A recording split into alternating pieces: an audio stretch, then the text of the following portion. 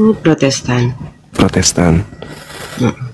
Iya, Ibu tadi ada teman-teman kita belum menemukan kesimpulan akhir terkait dengan penyaliban ini. Kalau di Islam kan juga membahas tentang salib, tapi di Islam itu penyaliban itu tidak terjadi terhadap orang yang suci. Penyaliban itu berlaku hanya penjahat, dan juga pelaku-pelaku penyaliban terhadap orang suci ini itu adalah orang yang dihinakan kemudian Tuhan. Itu dalam Islam. Makanya kami tidak menyembah atau tidak menuhankan orang yang disalib ini. Karena yang disalib itu menurut Al-Quran kami orang yang melakukan kejahatan.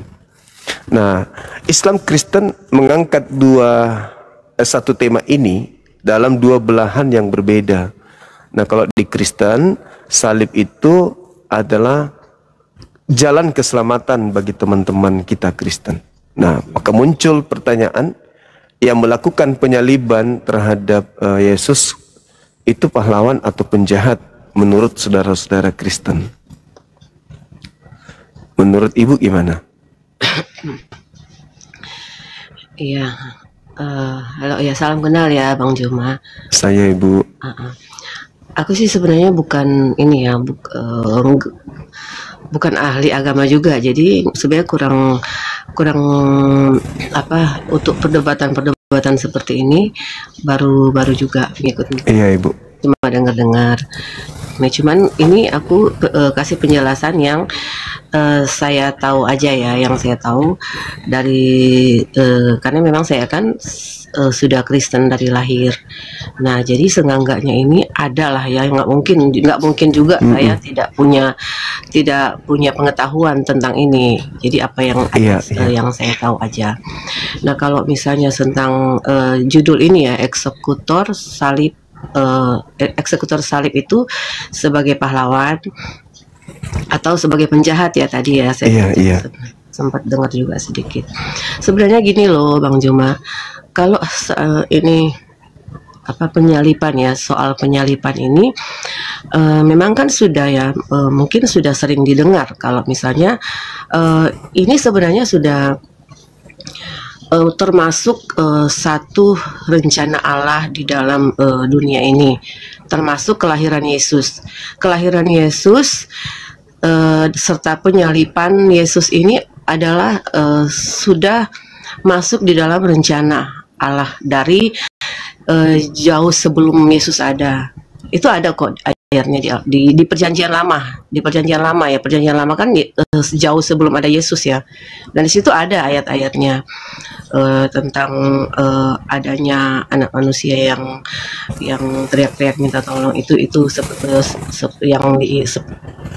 sebagai penyaliban itu ada di situ, ada di ayat-ayat perjanjian lama.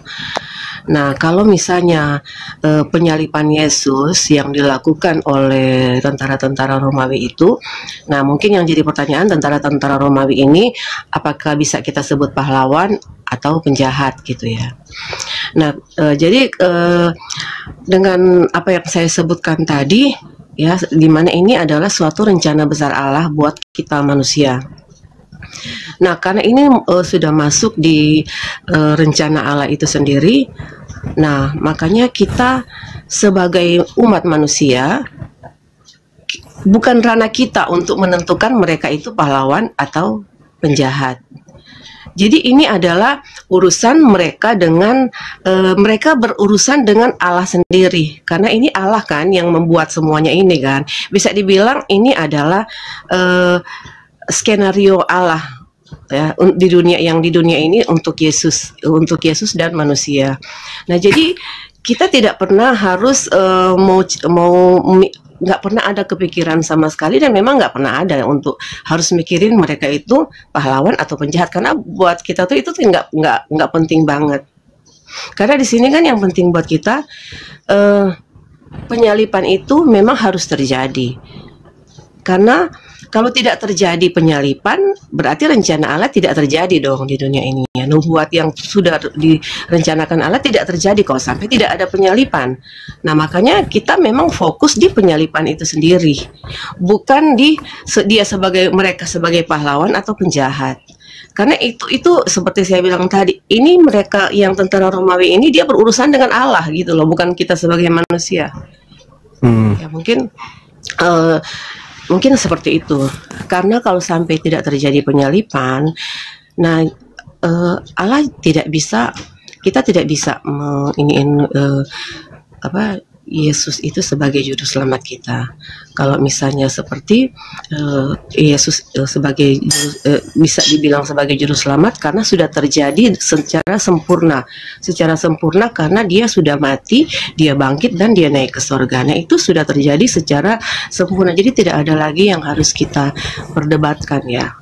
Mungkin itu aja kali Bang Joma yang bisa saya sampaikan. Oke, boleh saya bernarasi, Bu? Boleh ya? Boleh. Oke.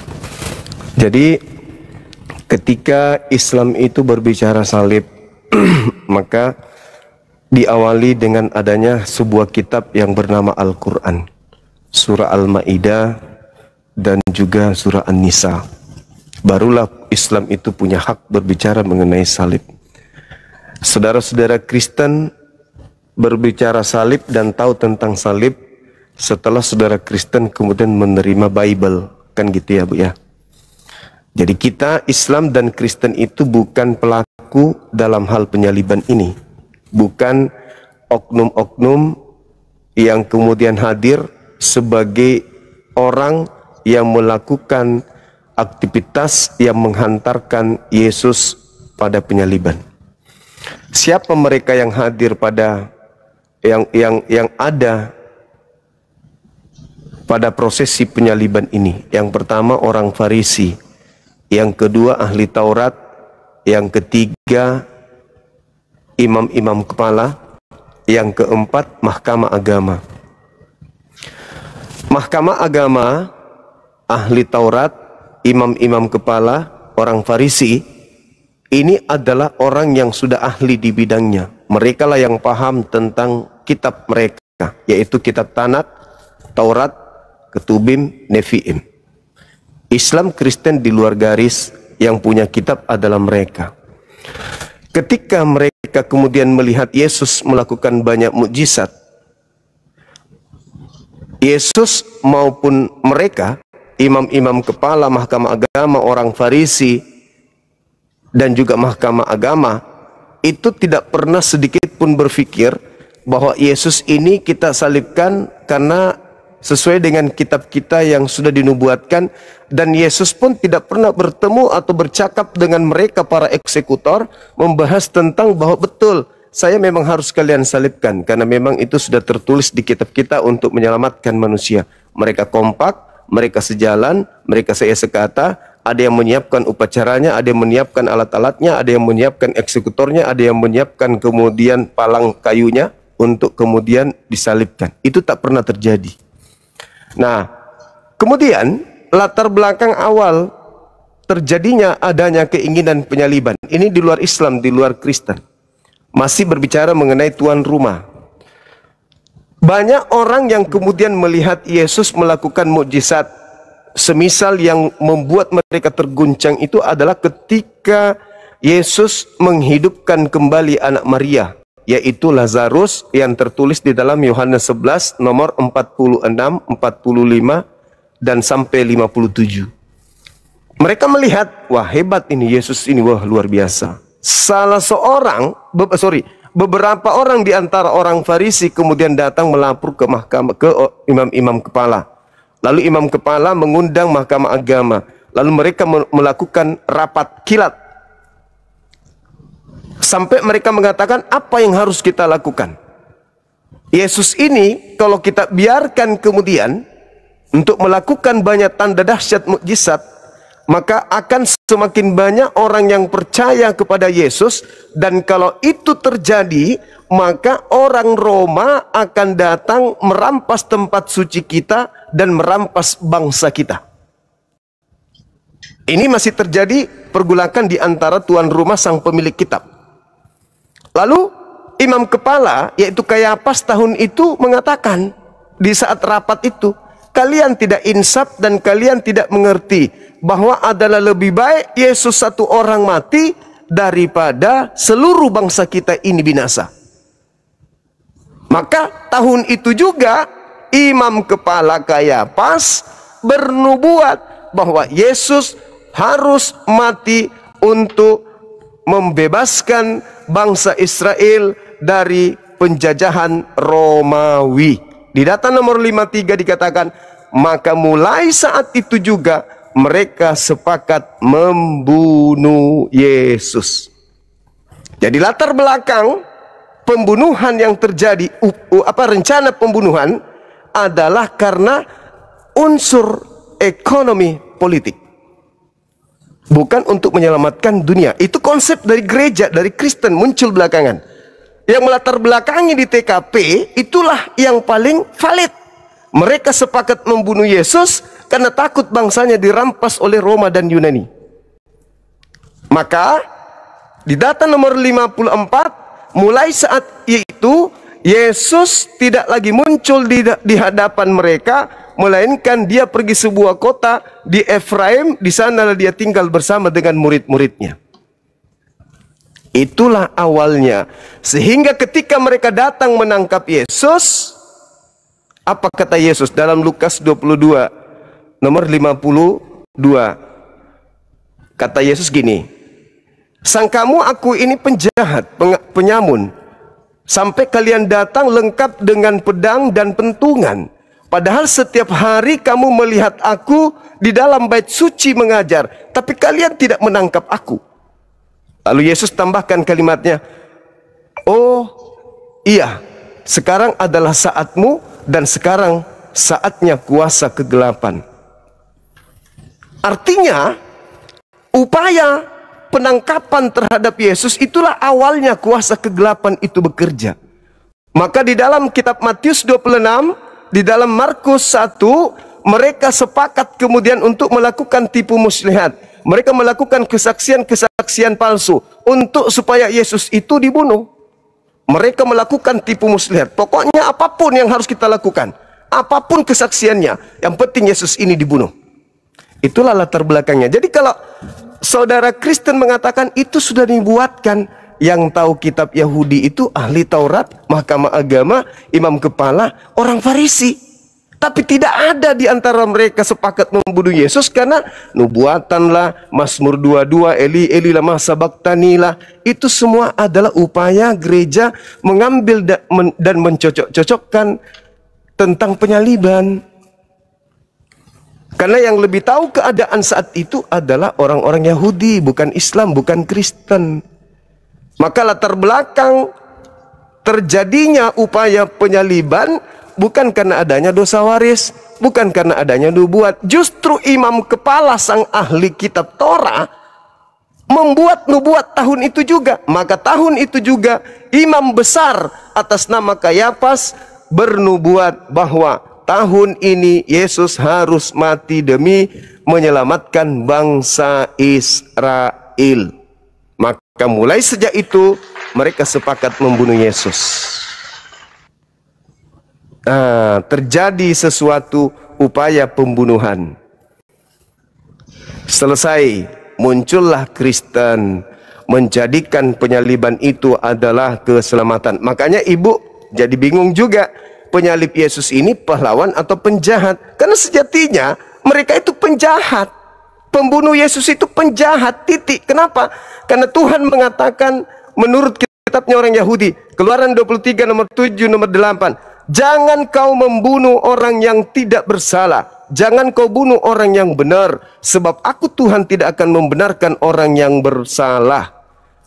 Amsal 6 nomor 16, 6 perkara yang dibenci oleh Tuhan, bahkan 7 kekejian di dalam hatinya. Salah satunya adalah menumpahkan darah orang yang tidak bersalah. Jadi membunuh Yesus itu adalah kekejian bagi Tuhan. Itu adalah pelanggaran firman Tuhan. Makanya orang-orang yang ingin berusaha membunuh Yesus ini adalah pelaku kejahatan. Tapi salah konsep Kristen. Kenapa? Karena hasil dari upaya kejahatan justru dijadikan sebagai keselamatan. Kenapa bisa demikian? Karena ada tokoh yang menjadikan Yesus Kristus ini sebagai pahlawan penebus dosa.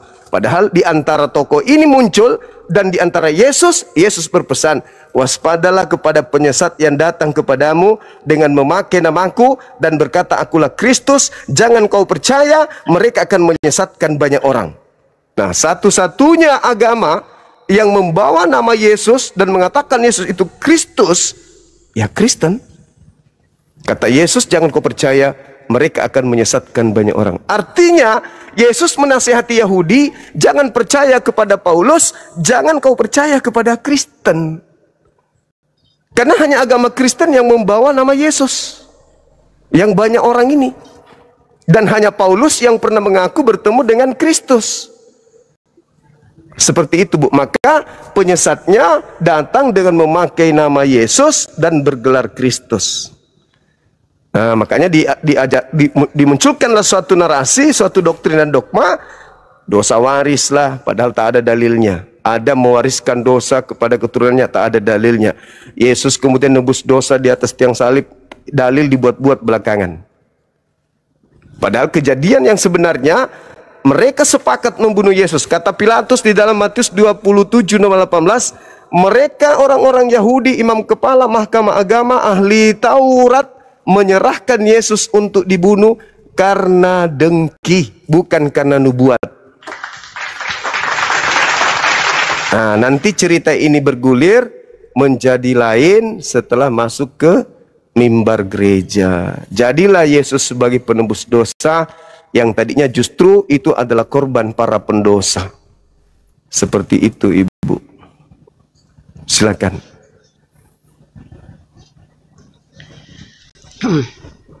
Oke, itu wah Bang Suma benar-benar ini ya, banyak sekali sudah belajar semua ya. Jadi benar-benar sudah belajar masuk banget ke Alkitab untuk mengetahui semua cerita seperti itu ya.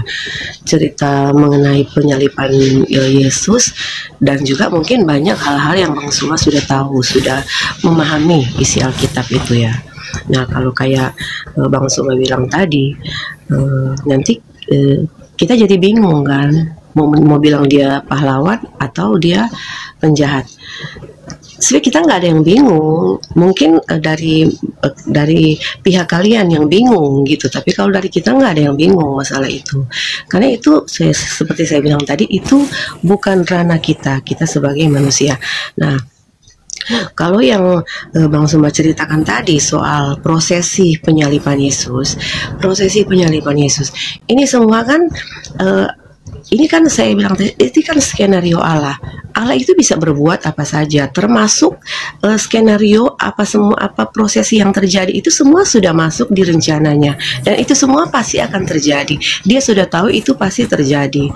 Nah, kalau misalnya memang misalnya ini tidak terjadi ya, dan itu pasti akan ada cerita seperti itu. Nggak mungkin tiba-tiba Yesus dibunuh gitu kan, tidak mungkin dia tiba-tiba dibunuh, tidak ada proses apa-apa tiba-tiba dia dibunuh, itu tidak ada seperti itu. Pasti akan ada proses seperti yang disebutkan tadi, yang cerita tadi ya, yang Bang Suma sebutkan tadi, itu pasti ada seperti itu.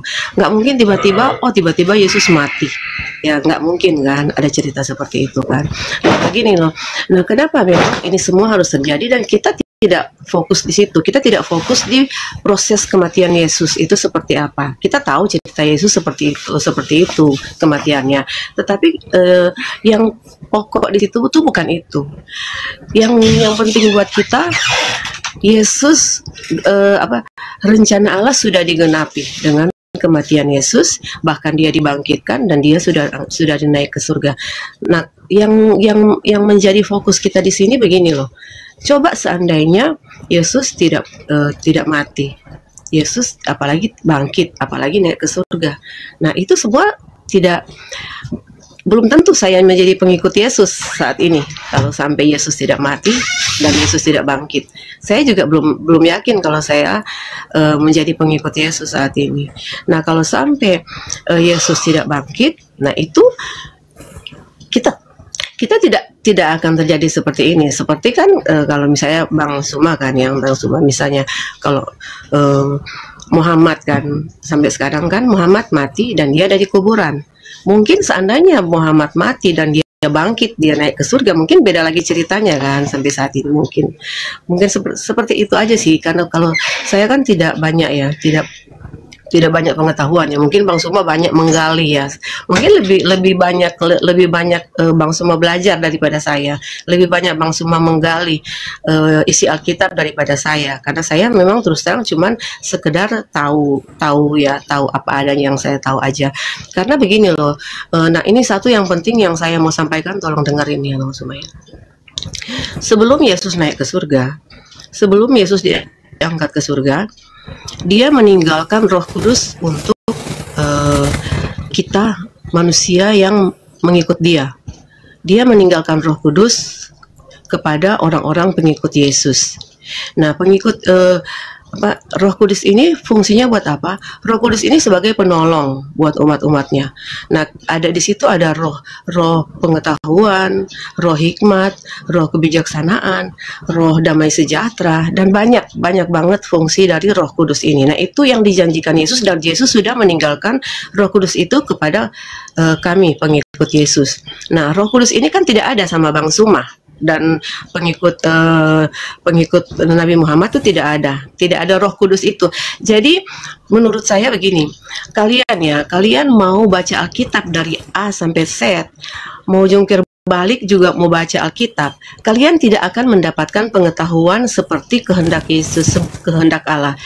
Apa maunya Allah di dalam Alkitab itu kalian tidak akan mendapatkan itu, karena kalian tidak ada Roh Kudus yang dari Yesus untuk mengetahui kebenaran, mana yang salah, mana yang benar.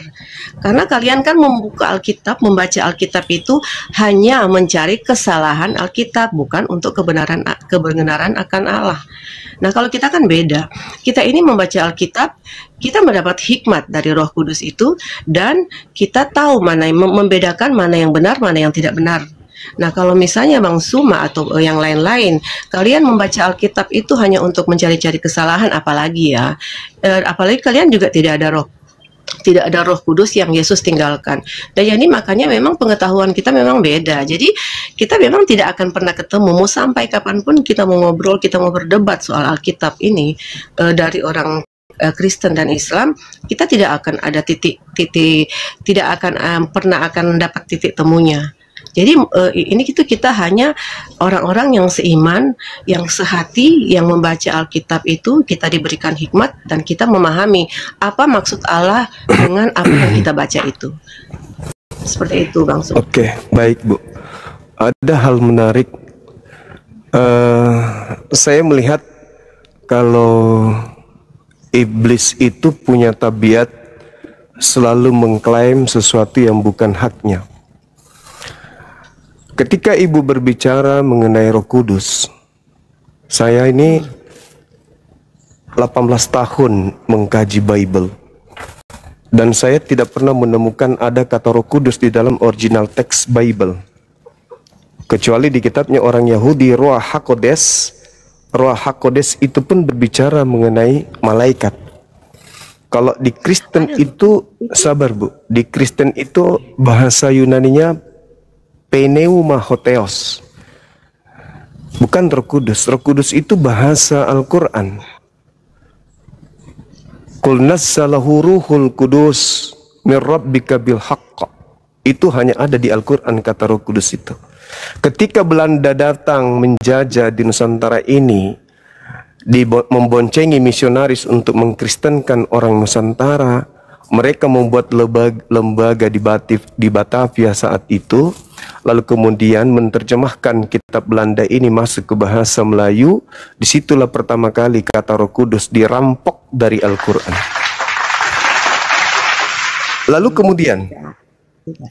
Lalu kemudian orang Kristen ini selalu mengatakan mereka memiliki Roh Kudus. Justru saya berani mengatakan Roh Kudus yang dikatakan oleh orang Kristen itulah penyesat yang datang mengatasnamakan Yesus. Kenapa? Jangan pakai Quran, terlalu berat. Pakai Bible aja. Di dalam ciri-ciri Roh Kudus yang datang kemudian menurut Yesus di dalam Yohanes 16 nomor 7 sampai nomor 15, Yesus mengatakan, sebelumnya di data nomor 14-nya nomor 16, aku akan minta kepada Bapa agar Bapa mengutus seorang penolong lain, seorang penghibur lain. Nah, lalu kemudian data nomor 16-nya, apabila penolong itu, roh kebenaran itu datang, maka dia akan memuliakan aku. Dari sini kita bisa melihat siapa yang mengatakan Yesus itu mati terkutuk di atas tiang salib? Kristen.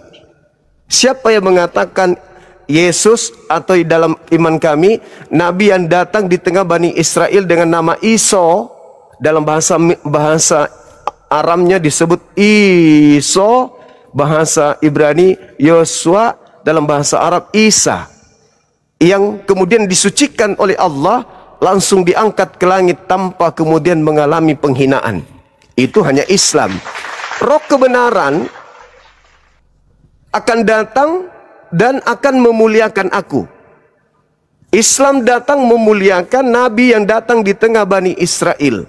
Tidak ditampar, tidak dibunuh, tidak ditelanjangin, tidak ditombak, tidak ditonjok, tidak diseret, tidak dikutuk, tidak dipermalukan di hadapan manusia. Tapi kalau di Kristen, roh Kristen itu diajarkan untuk mengimani Yesus itu mati dengan jalan kutuk. Itu penghinaan, bukan memuliakan. Ada dua yang datang, kata Yesus. Yang pertama adalah roh kebenaran, yang kedua adalah roh penyesat. Roh penyesat ini memakai nama Yesus Kristus. Lukas 21 nomor 8, waspadalah kepada penyesat yang datang kepadamu dengan memakai namaku dan berkatalah akulah dia. Berarti iblisnya datang memakai nama Yesus. Kemudian roh kebenaran ini yang dimaksud Yesus datang memuliakan namaku, bukan menghinakan aku. Memuliakan. Sedangkan roh kebenaran ini tidak memakai nama Yesus Kristus.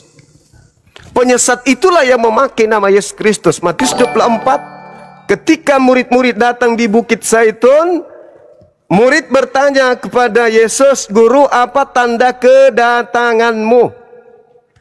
Tanda kedatanganku, kata Yesus, aku akan nampak di tengah langit sebagai anak manusia. Matahari menjadi gelap, bulan tak bercahaya, bintang-bintang berjatuhan, kuasa langit berguncang. Akan ada aku di atas langit, seluruh manusia akan meratap dan seluruh manusia akan melihat aku. Itu tanda kedatanganku. Sebelum aku datang, ada dua yang datang. Pertama roh kebenaran, yang kedua adalah penyesat yang menyamar-nyamar sebagai aku. Jadi kata Yesus, data nomor 4, waspadalah agar kalian jangan disesatkan, sebab akan datang penyesat memakai namaku dan berkata akulah Kristus. Siapa yang datang setelah Yesus terangkat ke langit memakai nama Yesus dan berkata Yesus itu Kristus? Kristen. Mereka akan menyesatkan banyak orang. Siapa kemudian yang disesatkan banyak itu? Orang Roma, orang Yunani, orang Belanda, sebagian yang ada di Indonesia. Memakai nama Yesus gak? Yes. Menggelari Yesus itu Kristus gak? Yes. Memuliakan gak Yesus? Enggak, malah dia hinakan Yesus itu dengan mengatakan dia mati terkutuk untuk dosa-dosa seluruh dosa-dosa manusia. Penghinaan itu, bukan memuliakan. Nah, lalu Yesus mengatakan begini ketika ditanya apa tanda kedatanganmu? Waspadalah apabila ada orang berkata ada Kristus di sini, ada Kristus di sana, jangan kamu percaya. Sebab Kristus palsu dan nabi-nabi palsu akan datang melakukan banyak tanda mujizat dan kekuatan-kekuatan, sekiranya mungkin menyesatkan murid-murid pilihan juga. Nah, camkanlah, aku telah mengatakannya terlebih dahulu. Jadi kalau ada orang mengaku bertemu dengan Mesias di padang gurun, bertemu Mesias di dalam bilik rahasia, jangan kamu percaya. Sebab sama seperti kilat menyambar, memancarkan cahayanya dari timur sampai ke barat, demikianlah kelak nanti tanda kedatanganku sebagai anak manusia. Nah, sedangkan Paulus mengatakan yang datang kepadanya bukan anak manusia.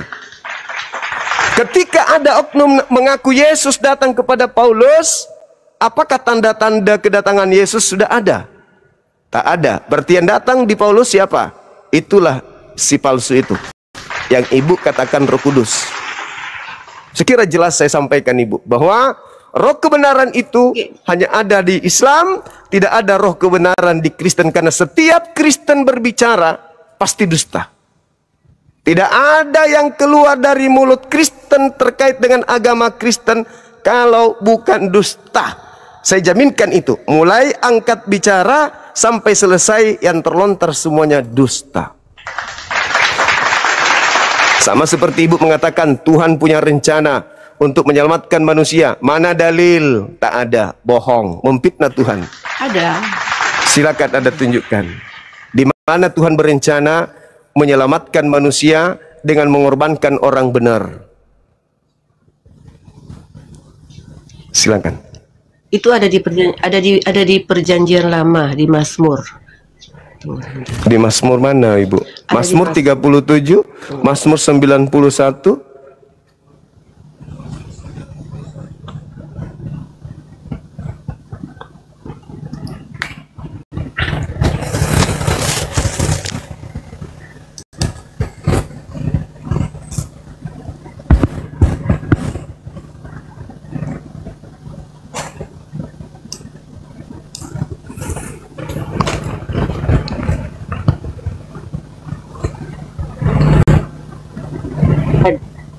Silakan.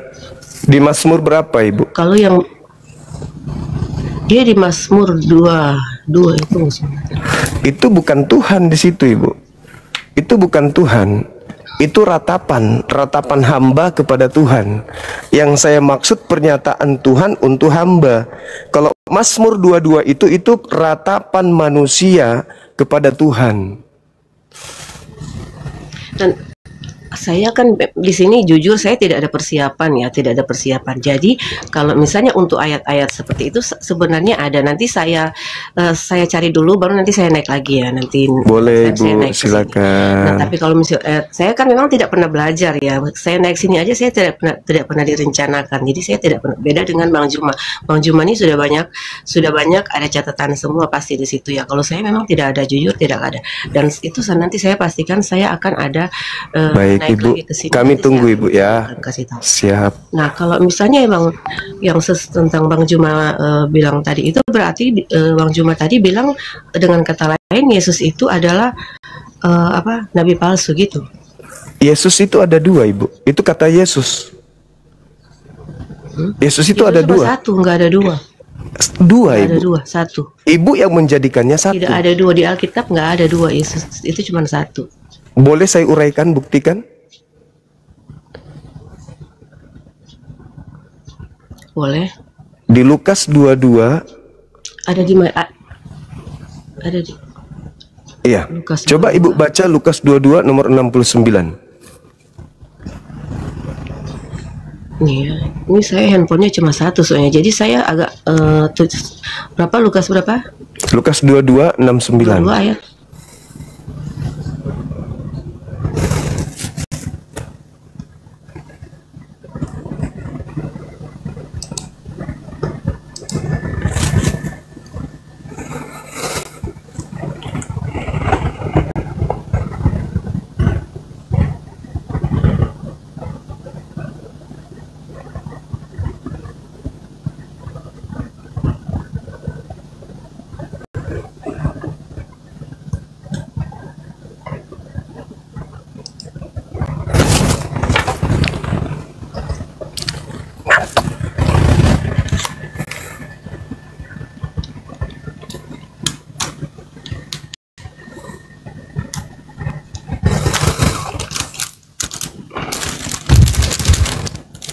Itu yang tentang anak manusia sudah duduk di sebelah kanan Allah Bapa. Iya. Yang berkata di situ siapa, Ibu? Yang berkata di situ adalah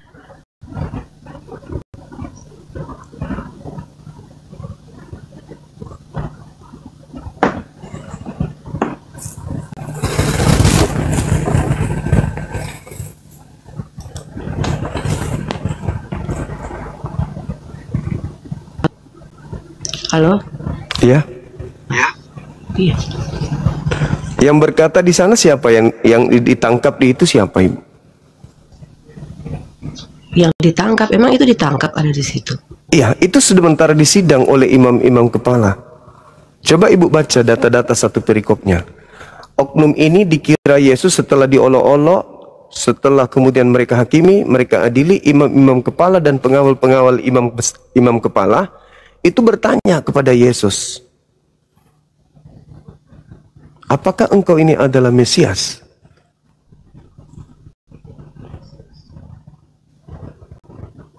Iya, memang dia Mesias, memang dia anak Allah. Yang di situ itu dia yang lagi ditanyakan oleh orang-orang yang mengadili dia di situ. Tapi Yesus tidak mengatakan, iya, aku adalah Mesias. Banyak kok ayat-ayat yang mendukung Yesus berkata bahwa akulah Mesias, akulah yang asli Allah. Betul, tapi yang di sidang ini tidak mengaku Mesias. Bahkan dia mengatakan, mulai sekarang ini Yesus sudah berada di samping kanan Tuhan yang Maha Kuasa. Berarti yang di sidang ini siapa? Yang di situ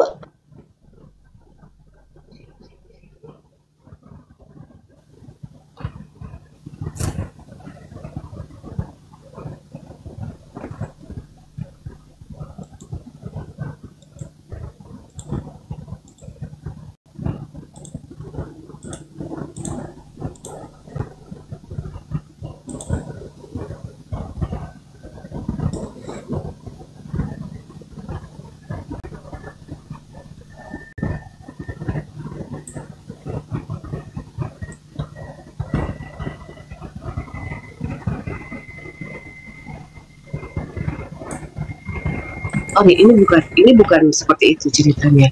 Karena kalau menurut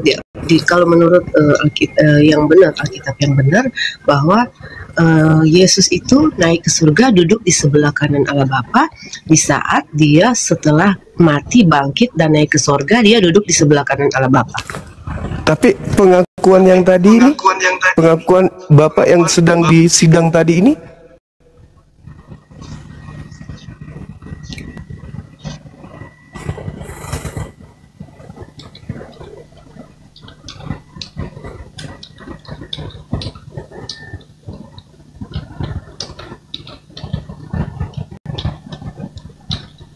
katakan itu bukan Yesus. Itu yang mengatakan itu bukan Yesus. Mulai sekarang anak manusia sudah duduk di sebelah kanan Allah Bapa. Itu yang mengatakan itu bukan Yesus, tapi orang-orang yang menghakimi dia.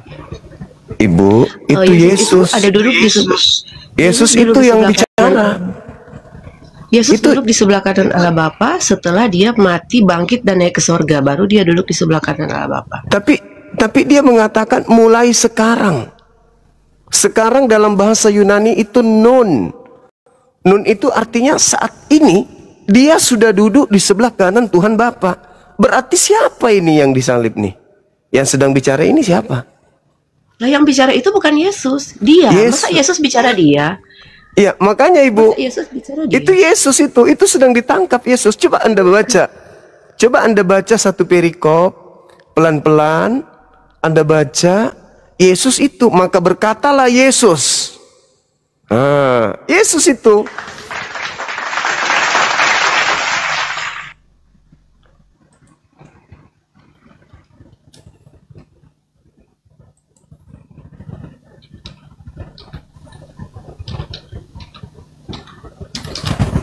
Oke. Thank you teman-teman YouTube. Meluncur. Yesus kan, Bu? Saya nggak itu ya, nggak baca satu perikop. Setelah dia diolok-olok, ayat-ayat terakhirnya aja. Setelah diolok-olok, setelah dia kemudian digiring ke imam-imam, ke mahkamah, dia ditanya, apakah engkau anak Tuhan Mesias? kamu yang telah mengatakannya. Apa gunanya aku bertanya? Kalau aku bertanya, engkau tidak akan menjawabnya. Dan kalau aku pun menjawabnya, engkau tidak akan mendengarnya. Maka kata Yesus, mulai sekarang Yesus sudah duduk di samping Tuhan yang Maha Kuasa. Maka mereka berkata, apalagi gunanya kita menunggu kesaksian? Bukankah dia telah menyatakan itu sendiri? Maka mereka pun mengeksekusi orang tersebut. Ya, kalau misalnya memang dia Yesus ini kan anak Allah kan, karena memang dia selalu ada bersama dengan Allahnya sendiri, makanya dia tidak pernah tidak pernah gentar dengan apapun orang-orang yang ada di situ. Itu memang sudah menjadi dia juga sebagai Allah, dia sebagai Tuhan, dia sudah tahu apa yang akan terjadi kok di situ. Dia sudah tahu bahwa dia juga akan dieksekusi di situ. Iya, maksudnya kan ibu tadi bertanya, mana buktinya Yesus itu dua? Yang kedua, kalau Yesus itu ada dua, Yesus seumur-umur itu taat kepada perintah Tuhannya. Di dalam Yohanes 8 nomor 29, Yohanes 14 nomor 31, dunia harus tahu bahwa aku senantiasa mengasihi Bapa, sebab aku senantiasa Bapa berkenan kepada aku, sebab aku senantiasa melakukan seluruh apa yang diperintahkan kepada aku. Iya, memang. Iya. Di dalam Imamat 19 nomor 28, orang-orang Yahudi itu dilarang bertato. Nggak boleh bertato. Sedangkan di dalam Wahyu 19 nomor 16 ada sosok yang menampakkan diri kepada penulis kitab Wahyu di Pulau Patmos. Di pahanya ada tato bertulis, Raja di atas segala raja, Tuhan di atas segala Tuhan. Yesus tidak pernah bertato. Lalu yang muncul di Pulau Patmos ini siapa mengaku Yesus? Akulah Yesus tunas Daud, bintang timur gilang gemilang. Sedangkan di dalam Yesaya 14 nomor 12 sampai nomor 14, iblis itu bergelar bintang timur, Lucifer. Yang datang di Pulau Patmos dia mengaku, akulah Yesus tunas Daud, bintang timur gilang gemilang. Nah, Yesus berkata, waspadalah kepada penyesat yang datang kepadamu memakai namaku dan berkata, akulah Kristus, dia akan menyesatkan banyak orang. Jangan kamu percaya. Jadi, memang ada Yesus satu lagi yang dituhankan oleh saudara Kristen itu, itulah Yesus itu lagi yang satu.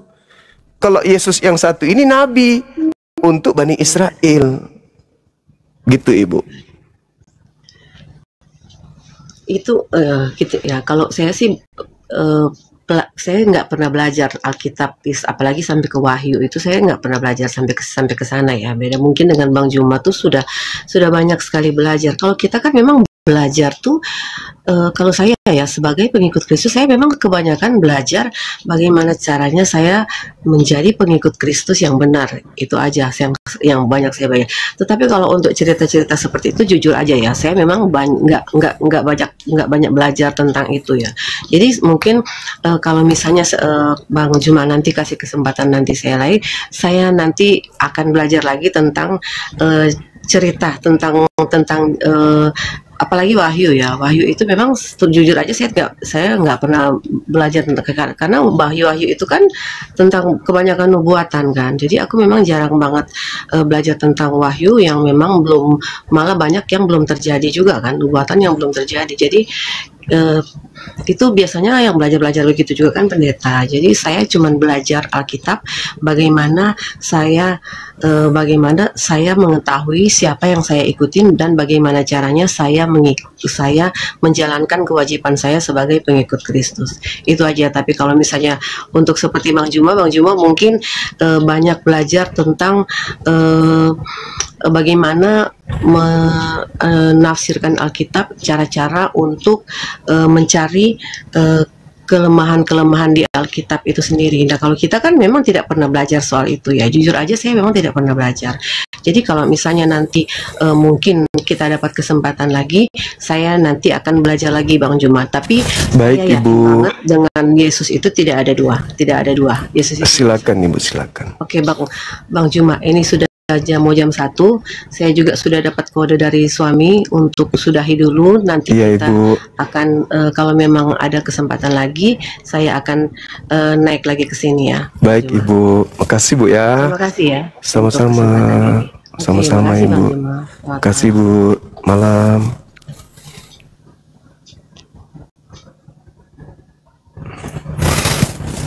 Sahabat yang dimuliakan oleh Allah,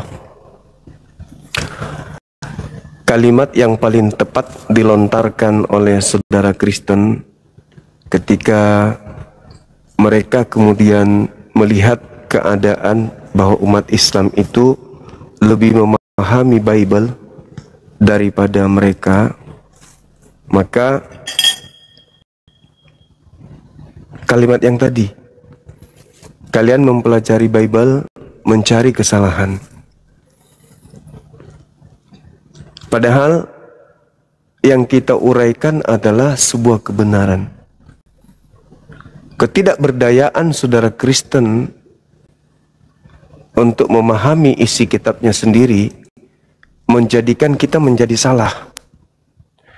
Padahal kita belajar Bible itu karena perintah Quran. Ud'u ila sabili rabbika bil hikmah. Serulah manusia kepada jalan Tuhanmu dengan jalan hikmah dan pengajaran yang baik. Fajadilhum wajadilhum billati hiya ahsan. Dan berdebatlah dengan manusia dengan cara yang baik. Bagaimana kita mau berdebat dengan baik kalau kita berbicara sebuah hukum, berbicara tentang isi buku ini tanpa kita tahu isinya? Yang kedua, tadi ibu itu mengatakan bahwa tidak akan mengerti Bang Suma karena Bang Suma tidak punya Roh Kudus. Tahu nggak konsekuensi Roh Kudus itu? Al-Quran ketika berbicara mengenai Roh Kudus, tugas daripada Roh Kudus ini adalah membimbing manusia untuk mengetahui aspek-aspek kebenaran. Wa kadzalika auhayna ilaika ruhan min amrina ma kunta tadri mal kitab walal iman walakin ja'alna nuran nahdi bi man nasha min ibadina wa innaka latahdi ila siratim mustaqim. Roh Kudus itu tugasnya adalah membimbing segala kebenaran.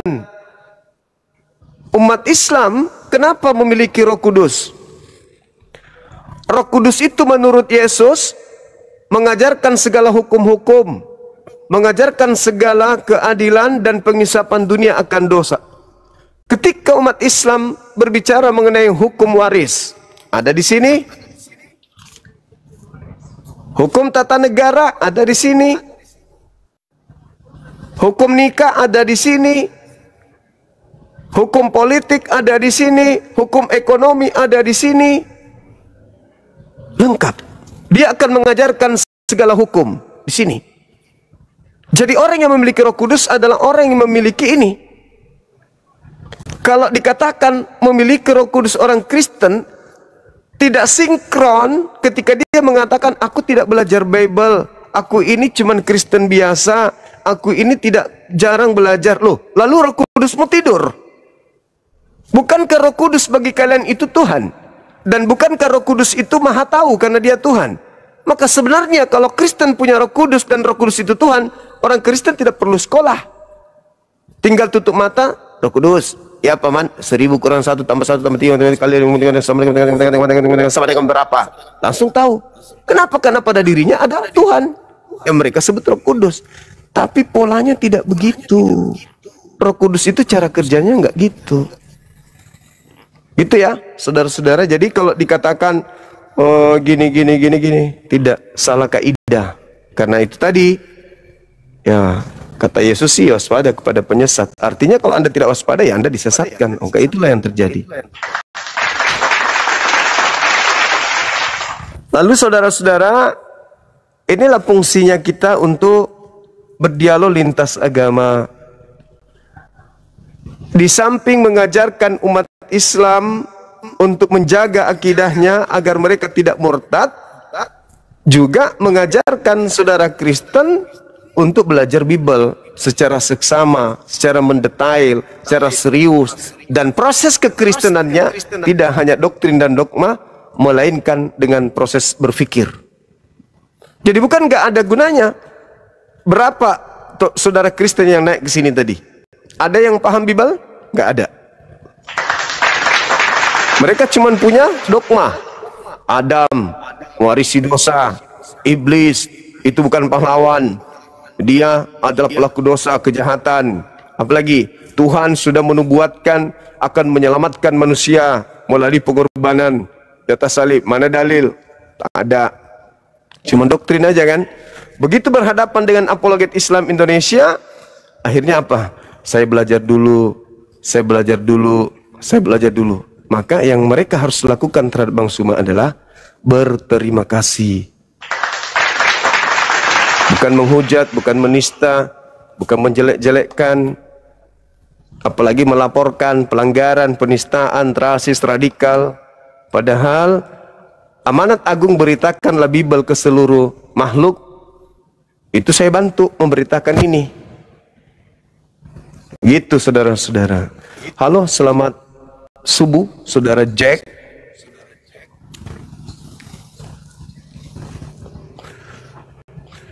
Silakan buka kameranya. Dari sekte mana bos?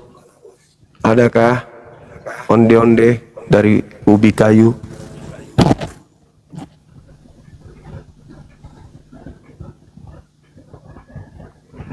Halo.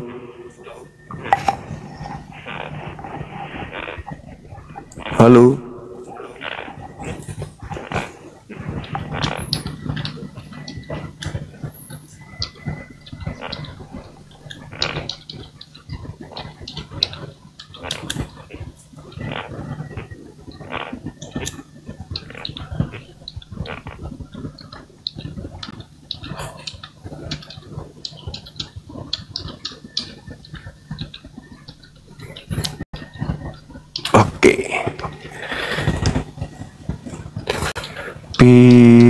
Viralkan. Si meluncur. Halo saudara Jack.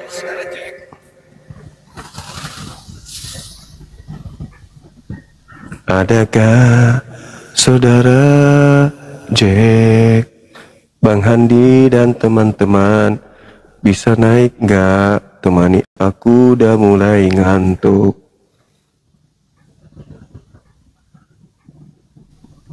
Saudara Kristen silakan yang mau berdiskusi masih tema ini. Waktu dan tempat disilahkan.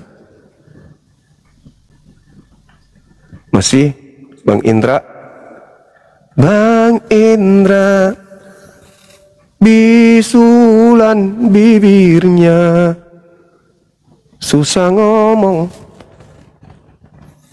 tapi minta naik bedengnya.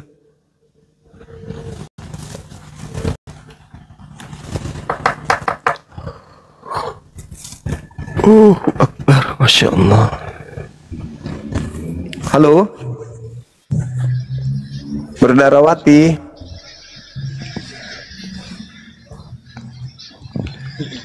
Berdarawati. Halo, halo. Ya, halo.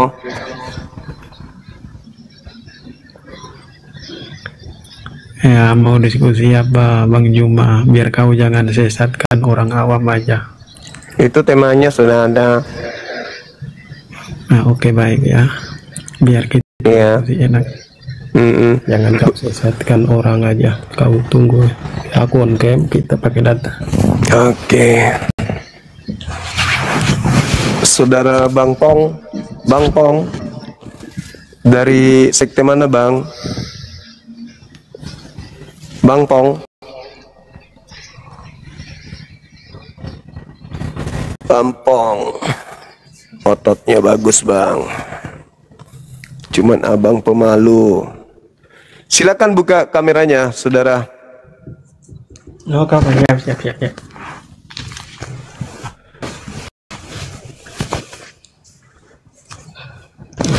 Lampunya mati juga di sini.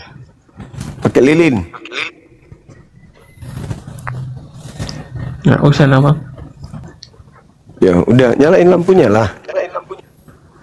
Ini aku di kebun bang.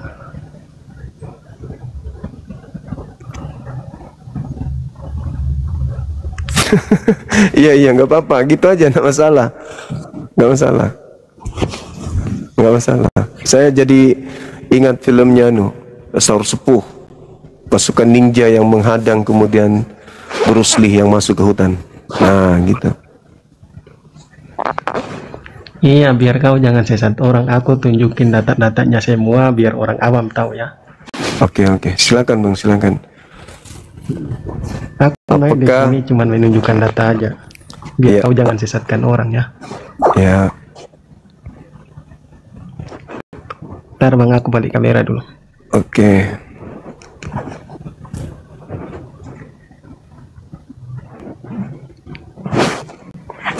Buka HP yang satu dulu ya. Iya.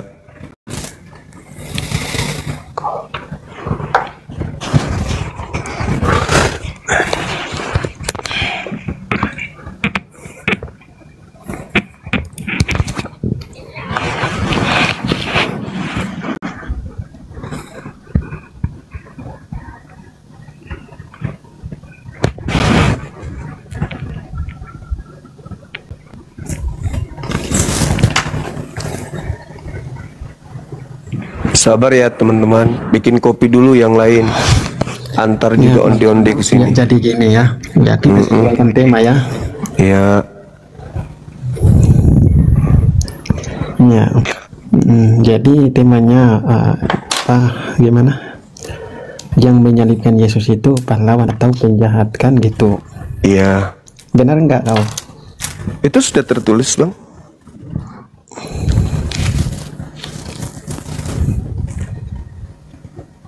Bentar bang, jaringan saya bang, jaringan saya.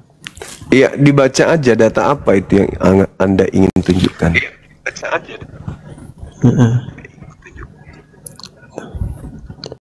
Jaringan saya, bentar, jaringan saya.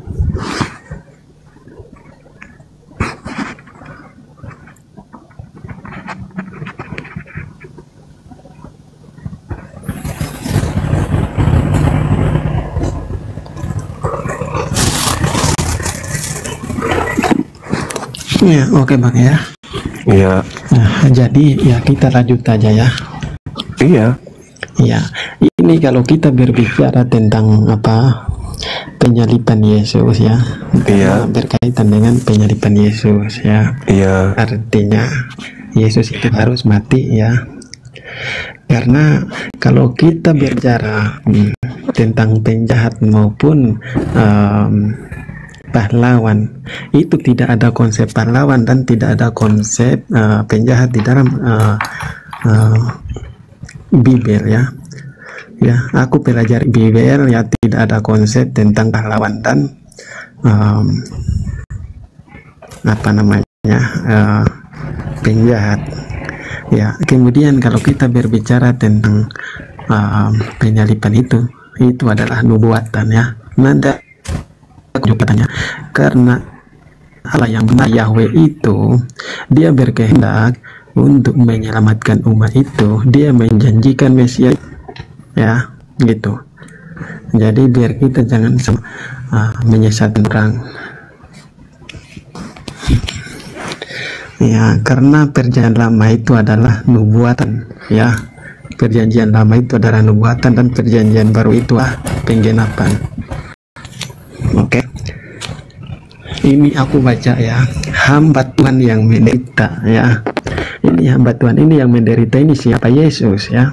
Yesus itu diutusan ya. Yesus itu diutus oleh Allah Yahweh yang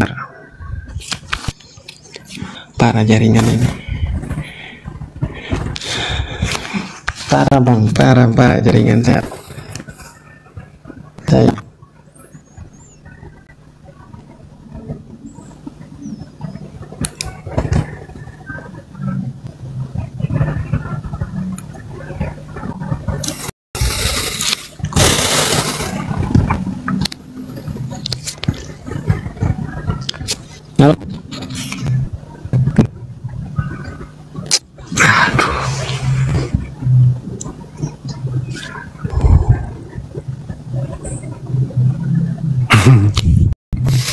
Ini betul, kita terasa diskusi dengan alam gaib. Dengar bangga, dengar nggak bang suara saya?